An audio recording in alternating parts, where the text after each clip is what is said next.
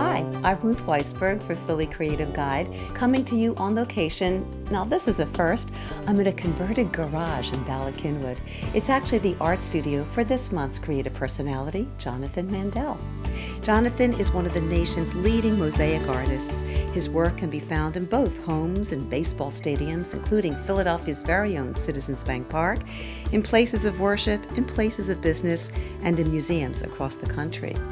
Jonathan's latest mosaic installation is a 10-foot by 6-foot piece of work, which is now on display at the National Constitution Center in Philadelphia.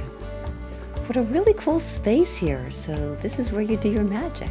Yeah, this is the salt mines. I'm in here every day working on the pieces, and from small to large. Looking around, I see that you have some pieces that are complete, some are actually a work in progress. Give us a quick tour. What do you have going on here? Well, I have a piece of Gone with the Wind, where I did the classic scene with Rhett Butler and Scarlett O'Hara. And in that I'm using ceramic tile and glass shards. I work with glass shards, which are kind of an interesting material. The glass shards are broken waste from hot shops where they blow glass. So you have these convex, concave shapes. And then that allows me to do research, for lack of a better word, into bas-relief and the surface topography. It's not a flat mosaic anymore. And there's other examples of that. A portrait of my daughter, Olivia. Your latest work is now hanging in the National Constitution Center. What did you want to accomplish with that particular piece of work? Yeah, it's amazing. I feel like a part of the city somehow in having my work there. It was a tremendous honor. And my goal in that piece was to create something that was emblematic of the Constitution Center. And that has 10 running feet of mirror on it.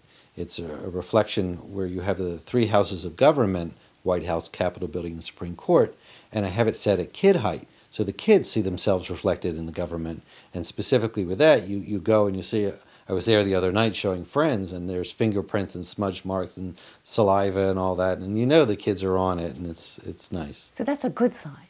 You know, they're engaging the work. You actually started out as a sculptor, so how did you become the accidental mosaic artist? Well, my art background, I got a Master of Fine Arts degree from the University of Pennsylvania back in 1990, and I was a sculpture student there. And then I was introduced to mosaic by a painter friend of mine, and he was showing me how you can really take the mosaic and bring it to another level. And it just like a light bulb went off that the mosaic was a technique where it could combine the sculpture, the paint, and the drawing all in once. Grout lines are my drawing lines, and the color composition is my painterly composition, and the fabrication of the pieces and the bas-relief and all that are the sculptural concerns. What's the DNA of a mosaic? How do all these pieces fit together?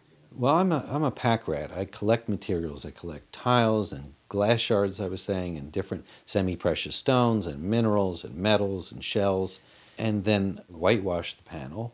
And then I do a pencil layout so that the composition isn't 6 inches to the right. And then do the color composition very spontaneously. I just start grabbing materials and put this amount of blue versus this amount of yellow or purple and create the color composition or color balance that I'm looking for as it's going on. You did a mosaic of the Beatles' Sgt. Pepper's. That really meant a lot to you, didn't it? Well, what I like to do with the mosaic is push it in as many different directions as possible. So there, I'm doing portraiture, and you're working with these tile shards, and you're shaping them in such a tight parameter that it has to look like, and that's a real challenge. And I work with the grout lines as drawing lines. In that example, John Lennon's eyeglasses are the grout lines that imply that he's wearing the glasses, and it was a real challenge to do, and fun. So what's on your artistic wish list? Well, I would like to have my work in the art museum. That would be wonderful. You know, it's all, for me, it's a validation of my approach to this medium of mosaic, validation in a fine art way of my approaching this craft medium and trying to push it in these directions. Thanks, Jonathan. To see more of Jonathan's work, you can check out his website at jonathanmandell.com. For Philly Creative Guide, I'm Ruth Weisberg. Thanks for watching.